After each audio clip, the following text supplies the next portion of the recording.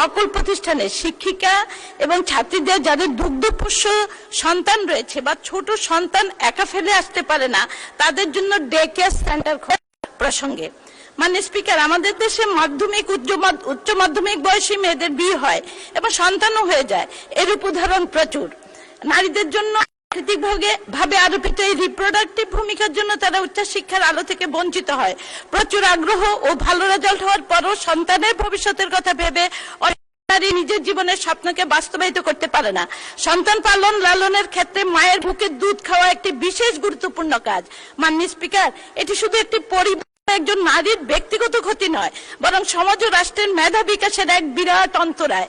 একটি সমাজের এক অংশকে ফেললে অন্য অংশকে যতই শক্তিশালী করা হোক না, সমাজের জন্য তা মঙ্গলজনক নয়।